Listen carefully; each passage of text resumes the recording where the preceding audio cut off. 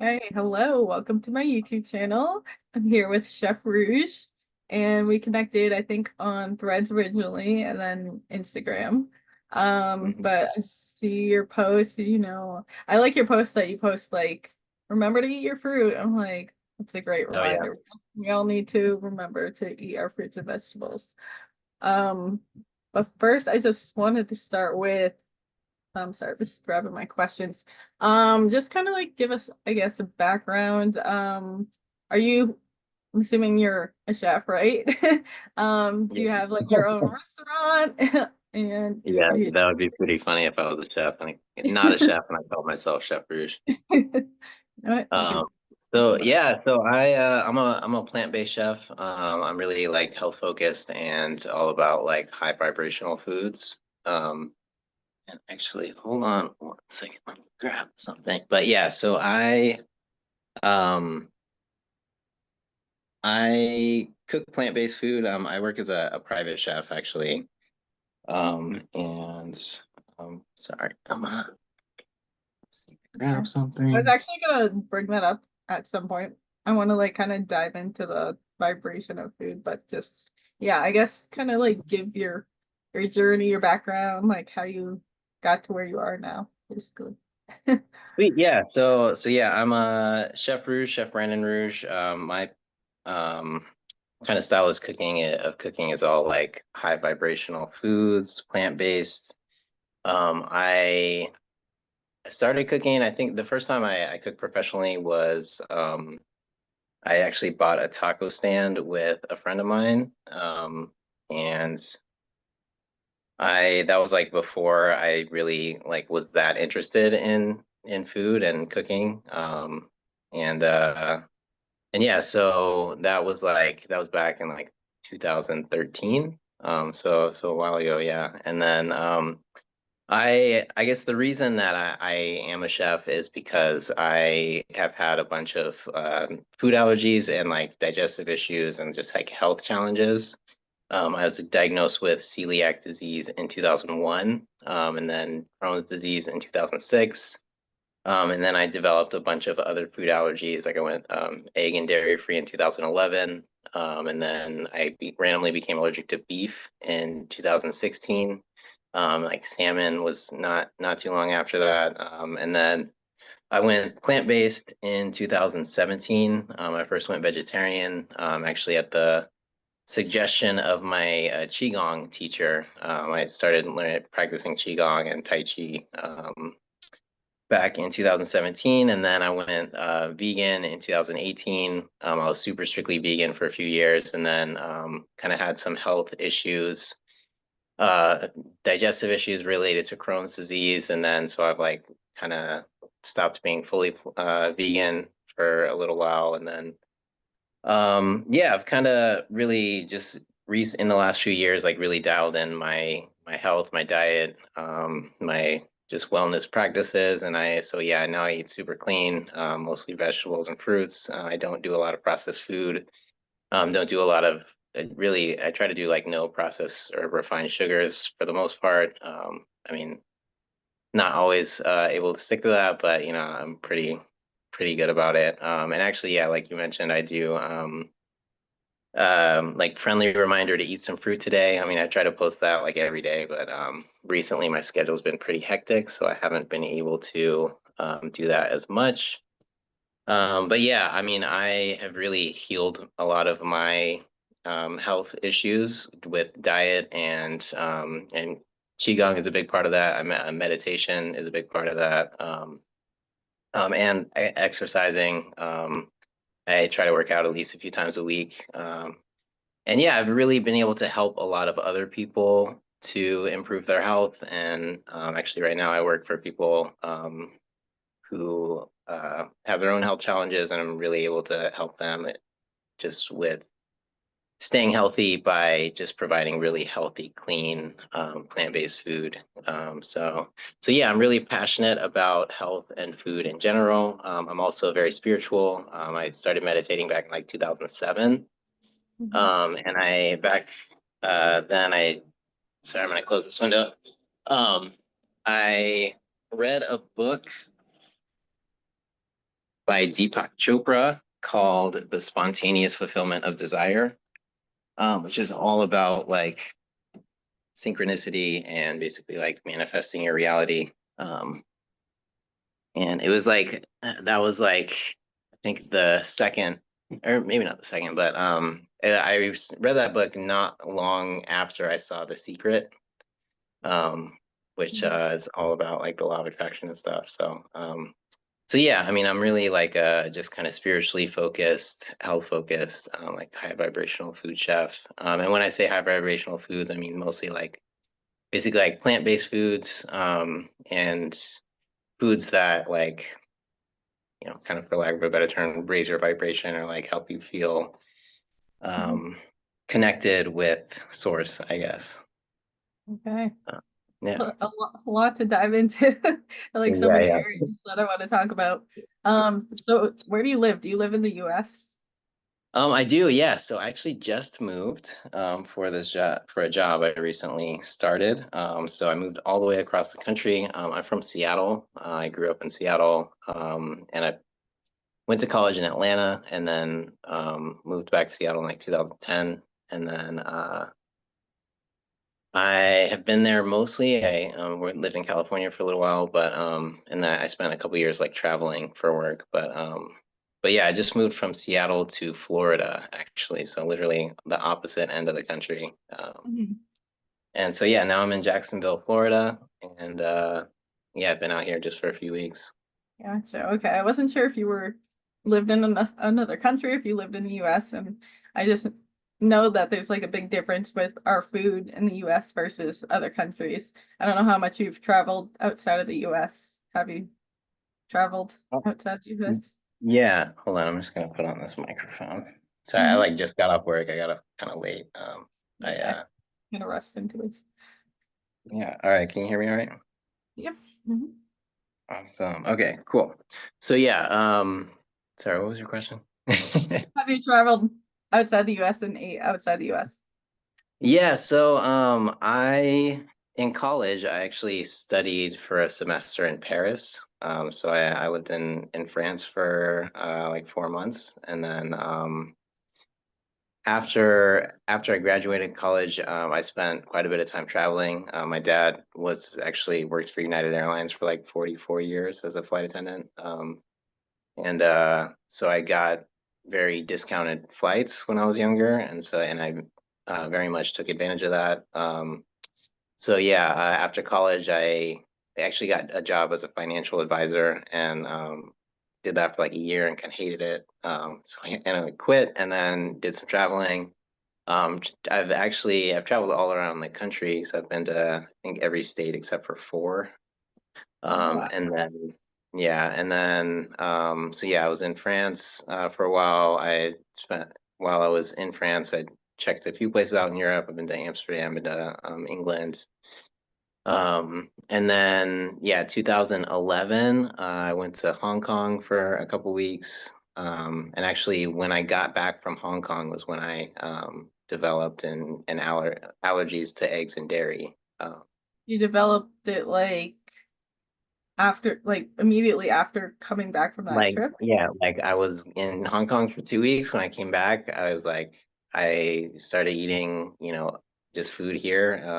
And like my digestion was just like super messed up. I just got terrible stomach aches, had like really bad indigestion and kind of all types of issues. And it took me a little while to figure out that I was then intolerant of eggs and dairy. Hmm. And so yeah, that's when I stopped eating eggs and dairy. And yeah, I've been to Thailand, I've been to Japan, and I think I've been to China a few times. So yeah, I've traveled a bit. I've been to Costa Rica. I was briefly in Guatemala. I spent like a day in Guatemala. So, But yes, I've been around a little bit. Yeah. so did you like notice a big difference when you were in these other countries, like how you felt like physically? Like, because I went to Costa Rica for a week or so, and I noticed just in that time that I was in Costa Rica that my digestive system was like way more like flowing versus like back here. I feel like it's more like you're more like You get more like bloated or like bogged down or clogged up type of thing. Do you notice Yeah, like a big difference? I did. Yeah. What's funny is I while I was traveling actually Costa Rica, and I was in Guatemala, and I was like I was on vacation, I was with friends, and I was like, man, like I wasn't feeling that great. So I'm just like, I'm like, I'm already not feeling good. I'm just gonna enjoy myself, I'm gonna eat whatever. And so I like ate whatever, and I was like, fine. And I was like eating stuff that I normally wouldn't eat, and I was just Yeah. like, yeah, it was kind of crazy because I was like, I really didn't understand it at the time. Hmm.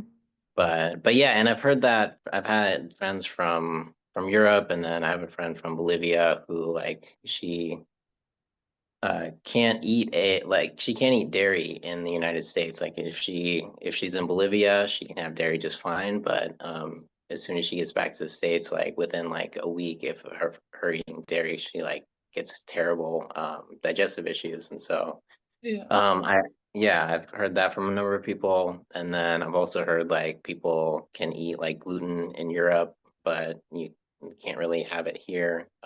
Hmm. And yeah, I really I think that's because of all the kind of crazy stuff we do to the food here. And it's like, spray everything with pesticides and give, the animals. I mean, if you eat, animal products, Hmm. like it stuff's treated with antibiotics and all types of, growth hormones and all this crazy stuff. So yeah, that's I mean, actually one of the reasons I'm like very uh specific about what I eat and what I serve my customers and clients, Hmm. and that because I really try to do all organic and just really like low processed and yeah, just Hmm. try to keep it as clean as possible.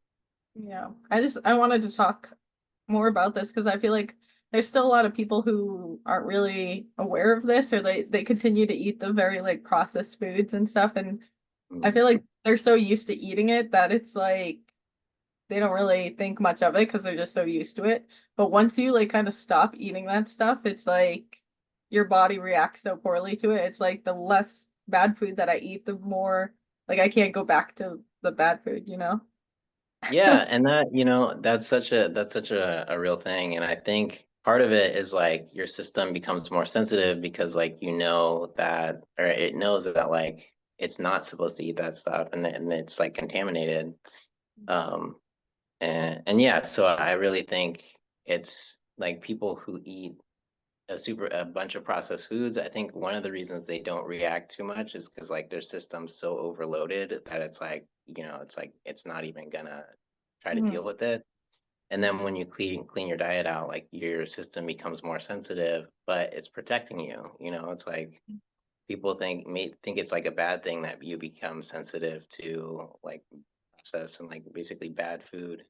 Mhm. Um, but it's kind of a blessing because it's like, rather than your system just dealing with it and not alerting you that something's wrong, it's like people who just keep eating processed food develop all these health issues. Like you might get cancer, you might get ulcerative colitis or Crohn's disease or whatever, or just like randomly die like earlier. It's like I would much rather have a sensitive system and not have issue and not like be able to eat a bunch of processed food and live longer than like my body just like put up with it and like end up with like cancer or something crazy Yeah. in a few years. It just sucks when you want to like have a little treat and then you do it and Hmm. you're reminded every time. You're like, nope, this is why I Yeah, can't eat this stuff. yeah, Yeah. yeah, and it's tough, especially like nowadays because like with everything being so expensive, people have to work so much, and it's like you just don't really have time to cook for yourself, and it's something that I see firsthand because I've been working as a personal chef for a few years and just recently started working as a private chef and yeah, I have the time and it's my job to make super healthy food and I make it delicious, it's like people try my food and it's like, oh, like this is amazing, like tastes really good and I feel so good afterwards. Like why would I go back to eating, McDonald's or like, fast food when I could eat Mhm. something that's at least as delicious and feel great, and that's the biggest thing. It's like, you can eat delicious food anywhere, but how do you feel after you eat it? Mhm. So I I don't know how I feel about the whole like people say that eating healthier is more expensive because I'm like a banana costs like 30 cents over right? like if you choose to buy like some sort of processed thing that could be like $4 versus a banana that's like 30 cents. I'm like, I don't know. To me, I'm like, I think that's an excuse to not eat Yeah, healthy. yeah, it really is. And it's, a lot of it's programming, it's like that's like an idea that we have. But even like, if you're eating rice and beans, like you can feel really Yeah. good eating rice and beans and you can get Mhm. it's like a few dollars a meal, Mhm. Exactly. That's why I'm versus like, eating white something. rice is, yeah, pretty cheap to buy bulk Yeah. rice. Yeah, which side note, you should soak your rice because most rice that we get in the United States is contaminated with arsenic and heavy metals Oof, like cadmium and stuff. eat. But Sketchy. so yeah, if you soak it in hot water for like 10 minutes and then rinse it, it pulls a lot of those contaminants out. Have you heard about like the super like water filters that make it like alkaline or whatever?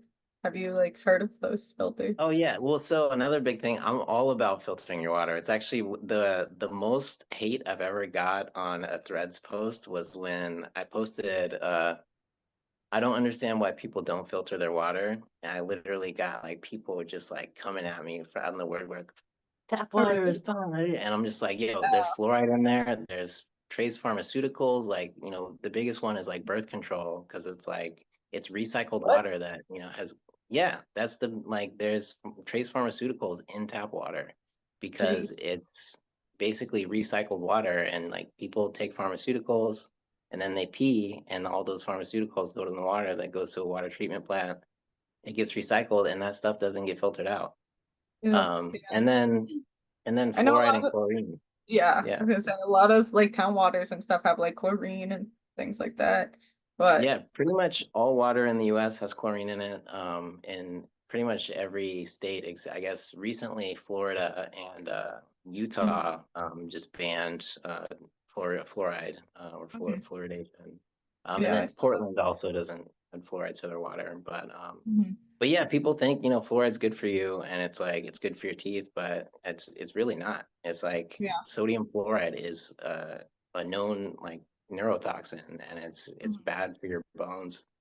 And so yeah, I'm all about filtering my water. I filter my shower water. I just got into a new apartment yesterday and I've Yeah. got a water filter I need to Mhm. open today and install in my shower. And then yeah, drinking water too. It's like there's a lot of crazy stuff and you don't know you don't know what's in the pipes there's a bunch of contaminants in the pipes you look at like Flint, Michigan.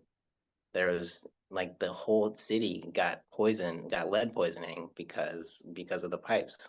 um and then there's also a lot of the pipes are like made with like toxic plastic and stuff and yeah, so I'm all about Tox filtering your water.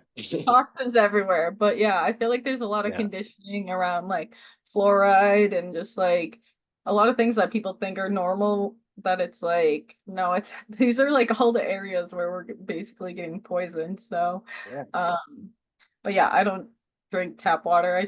We get like I don't know, we get bottled waters, like big jugs of water, but then I'm like, is there plastic in the water? Then I'm oh like, yeah. it's a lose-lose situation kind of, you know? Yeah, yeah, yeah. Microplastics are another big thing you got to Yeah, watch out for. exactly. But yeah, I mean, you can filter the water for your entire house. It's like kind of expensive to get a system, but yeah, or just there's inexpensive water filters you get.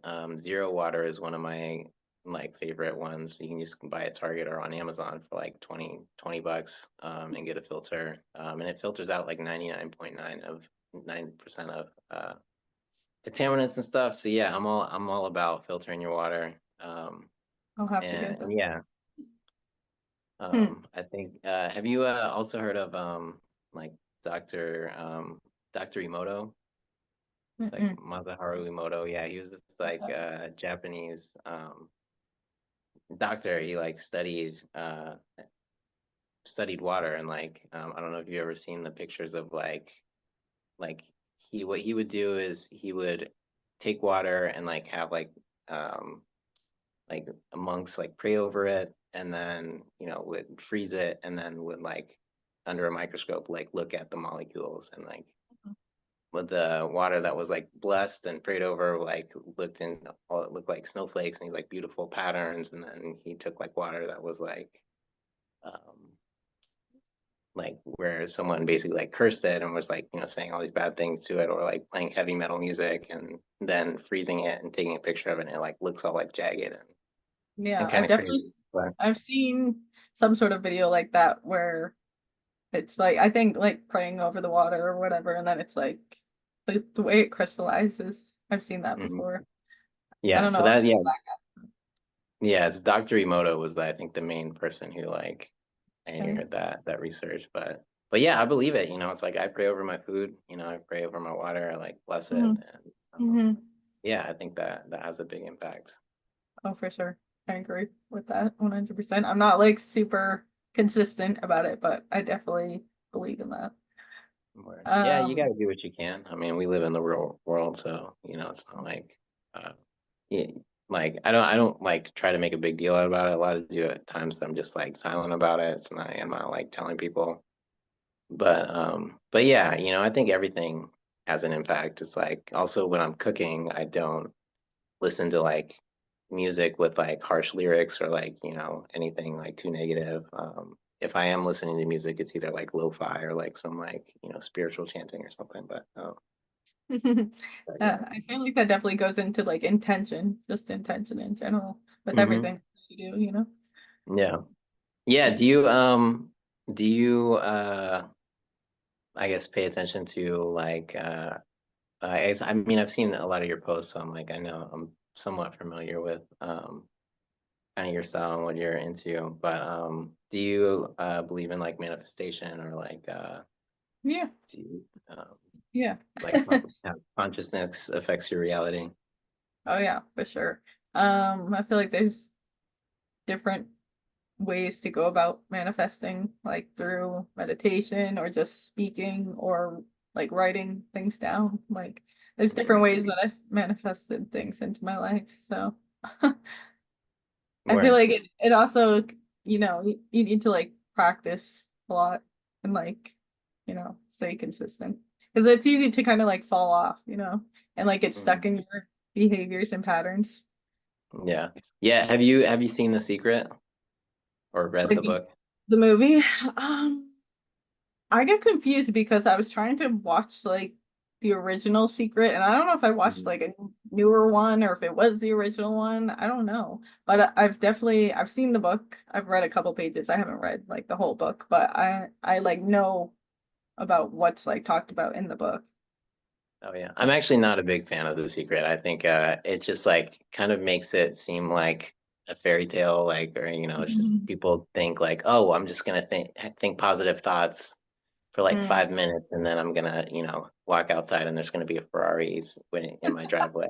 And I'm just like, that's Yeah, not, yeah. that's what I've learned about manifestation is well, because I feel like I really got into it and then I kind of fell off because of just I was like kind of trying to really hold on and control so much that it was like Mhm.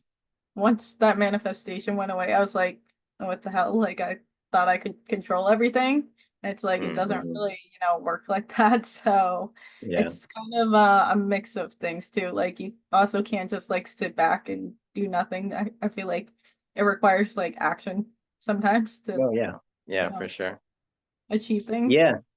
Yeah, I mean, I think, people like learn about like the secret or like the law of attraction or like manifestation techniques, and they think like, oh, I can just like, think about something for like 5 minutes, and then, everything's gonna fall into place. And but like you go through the rest of your day or like the rest of your life, like not believing any of that or like not acting accordingly. It's like I think if you really believe something, it's like it's gonna change how you act. Mm.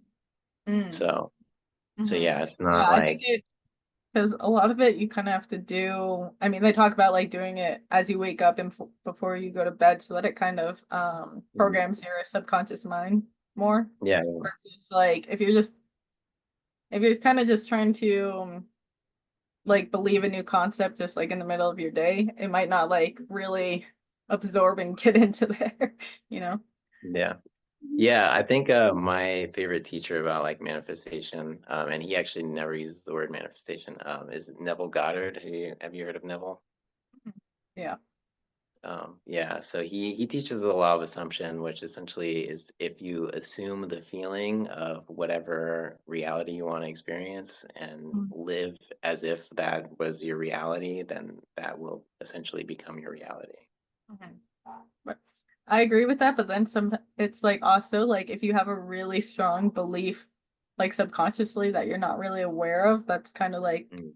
counterintuitive to what you want, then it's kind of like, gonna counteract that. Yeah.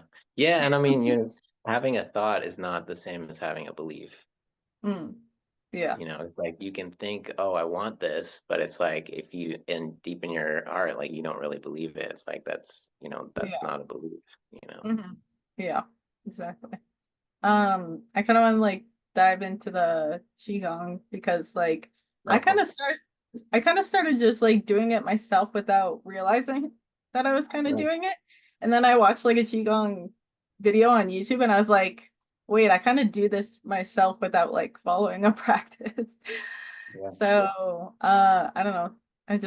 I guess like explain more about like what you learned and what you do. Yeah, so Qigong essentially is just like it's like a moving meditation, and it's helping you essentially change how your energy flows through your body and through your energetic body. There's like multiple levels to it, but it's related to meditation, but it's essentially like you practice certain motions that change how your energy flows. And so, yeah, you can practice it. You don't necessarily need to follow a specific um, like format or teaching. I think a lot of people do it naturally, but yeah, it's like, there are certain techniques and practices that you can do that have been developed and refined over centuries or millennia that really just have a big impact on how your energy flows through your body. And I've used it myself to heal myself. And I practice a few different kinds. I do one called Tai Chi Ruler that essentially like, every time I do it, it's like I don't need to sleep as much. I like wake up and I'm just like wired, just like brimming with energy. You do And it then there's before, sorry, you do it before you go to bed or like when you wake up or I generally like you just have to do it once during the day, and it's like, oh. and from my experience, if I do it once, it's the next day I have a ton of more energy. And I try to do it when I wake up just so I don't forget. But you can do it before you go to bed, or you can do both, or at a certain time during the day. Um, and that's funny. I learned that from the guy who suggested I go vegetarian. His name's Dan Muffaletto, but he goes by Dr. Brains. He's a very interesting guy. He's really cool. I haven't talked to him in a while, but yeah, and that so that I use that one for like energy, especially if my schedule is super busy and I don't have a lot of time, and I know I'm not going to get a ton of sleep. And then I've learned another kind called Wisdom Healing Qigong, and that's taught by Master Ming Tong Gu. He has a like retreat center in Santa Fe in New Mexico called the Qi Center, and has helped a lot of people heal their bodies, and that's I would say has been the most impactful one for me healing my digestive issues. I was introduced to it by my friend Adam, who actually also has celiac disease and like a lot of the same food allergies, and yeah, I think he has ulcerative colitis. But he's completely transformed himself. Like he's doing so much better now, and so we both went on a qigong retreat in Santa Fe, and that, if I'm ever like physically not feeling good, especially if I have digestive issues, I'll just start doing that. And it helps if you're like touching the earth because it's like, you know, it's basically like there's a magnetic aspect to it that is much more powerful if you're like touching the ground. And it's Hmm. kind of related to grounding, it's like you go and touch the earth with your bare feet. That, I mean, even that, like, I feel like has a big impact on my system if I'm not feeling good. But yeah, it's like if you're trying to heal your body, I think Qigong is something that can really help you. That's cool. Yeah, I kind of just, like I said, I just like did it casually, like kind of just like a morning stretching, waking up type of thing. And then, Mhm. like I said, I watched the video and I was like, oh, I do this stuff anyways. Oh, But cool. Yeah. yeah, I feel like it does like help like regulate your energy in a sense, you know. Mhm. Yeah, and it's, you know, it's very related to yoga. So, you know, a lot of people do yoga and like there's a lot of similarities. It's also, I find it's really similar to Kundalini yoga, where essentially you're sending energy from the base of your spine to the top of your head and like making sure that your energy centers are unblocked and so that your energy is flowing. But yeah, so I mean, it's kind of all related. And I mean, it goes back thousands of years, like people have been doing it in various cultures. Mhm. Yeah, not, I feel like not in America, you don't really hear about it as much. Yeah, I mean, it's definitely not like very mainstream. But I mean, you can find like Tai Chi and Qigong centers like pretty much in every city or every like major city, every state. Um, and it's also related to Kung Fu. So like, you know, people who practice Kung Fu, like Qigong is like the internal aspect of it, and Kung Fu is more the external aspect of it. So like some people or some masters who teach Kung Fu like won't even teach you until you've practiced Qigong for a certain amount of time and you've attained a certain level of proficiency at it. Yeah, good to know if I ever want to get into them.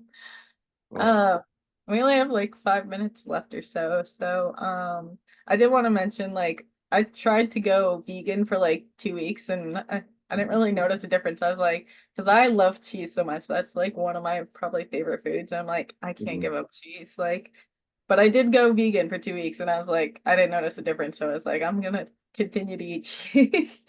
Yeah, yeah. Um, I and then mean, there so was like, I would say, yeah, you went plant-based for a couple weeks. Like people who are vegan not because of health, it's because of they don't want to like participate in exploiting animals or other yeah, beings. mine was like I wanted to see if dairy was affecting me. And I feel like Mhm, I mean maybe because I'm used to eating dairy, I didn't notice a big difference on how it felt mhm. like in my body. And same with like meat. I went through a phase where I was like the whole vibration thing. I was like, is consuming animals like affecting my vibration? I was like, maybe I should try to not. Or Yeah. I wanted Do to you like kind of pay meditate? attention. Not consistently, but yes, I Yeah. do.